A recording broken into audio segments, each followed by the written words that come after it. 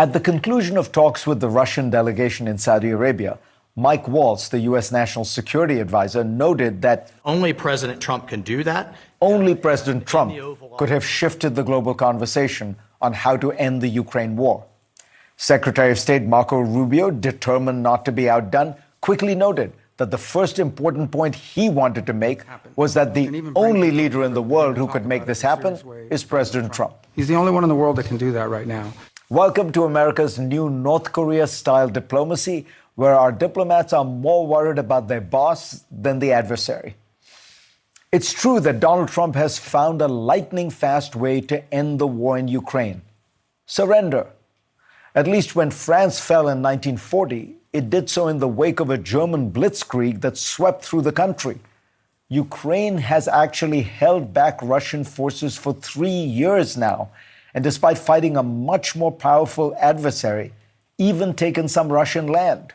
And yet, the Trump administration has preemptively conceded most key Russian demands before the formal negotiations have even begun. No return of all the Ukrainian territory acquired by force. No NATO membership for Ukraine. No American troops on Ukrainian soil. And Trump trashed Zelenskyy, calling him a dictator and saying he better move fast or he is not going to have a country left. It is no wonder that senior Russian officials like former President Dmitry Medvedev seem almost giddy with joy. What explains Trump's desire to sell out Ukraine and cozy up to Putin? There have been so many theories about Trump and Russia, but I think the real story here is about Trump and Zelenskyy. Donald Trump views almost everything from a personal lens, and his own relationship with Volodymyr Zelenskyy has been fraught for many years. In 2016, Trump's campaign chairman, Paul Manafort, was exposed to have been on the payroll of Ukraine's former president, Viktor Yanukovych, a pro-Russian politician who fled to safety in Russia in 2014 after national protests against him. Then came the allegations that Russia had interfered in the 2016 elections on Trump's behalf. As a defense to those charges, some in Trump's orbit convinced him of a strange conspiracy theory that it was actually Ukrainians pretending to be Russians who were to blame. Trump seemed convinced by this explanation, in fact, so much so that in his infamous telephone call with President Zelenskyy in July 2019, he asked Zelenskyy for two favors. First, he wanted the server that would show these Ukrainian efforts to interfere in the US elections and frame it on the Russians. And second, he wanted Zelenskyy to launch an investigation into Joe Biden and his son. The key point here is that Zelenskyy did not give in to Trump's pressure, even though Trump was holding up military aid to Ukraine seemingly as leverage. Essentially, Zelenskyy called Trump's bluff. This must have left Trump outraged, a personal affront to a man with a healthy ego. Trump recently made another ask of Zelenskyy, a truly bizarre one even by Trump standards. He demanded a 50% share of Ukraine's natural resources like oil, gas, minerals in return for American military aid.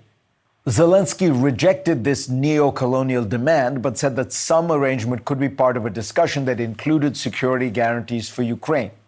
Still, it was a rejection of a Trump demand.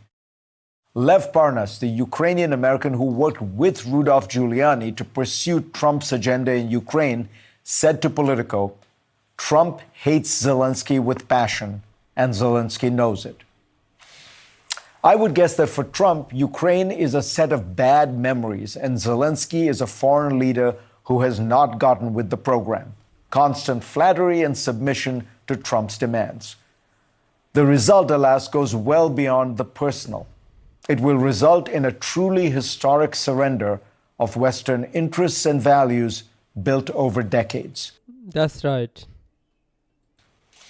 The United States has long been at the forefront of efforts to make it illegitimate to acquire territory by force. Right. After World War II, Washington urged that this idea be at the center of the United Nations Charter.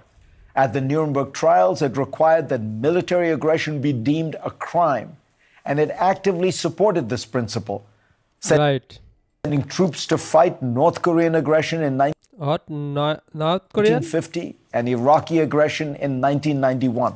Wow, 1991. The results are noted in The Internationalists by Una Hathaway and Scott Shapiro. Yeah. Between 1816 and 1945, there were more than 100 Wow. Between 80 and 60. 150 territorial conquests. Wow, 100. Since 1945, with the international system of rules and norms So good. International system and the US helped create, territorial conquests have almost completely disappeared, right. I think so. quote unquote. But thanks to Donald Trump's personal peak, this enduring American achievement is about to be lost. So everyone, please comment how was this video. I think this video was very important. So friends, do you support Ukraine and do you support Ukraine country? Please comment.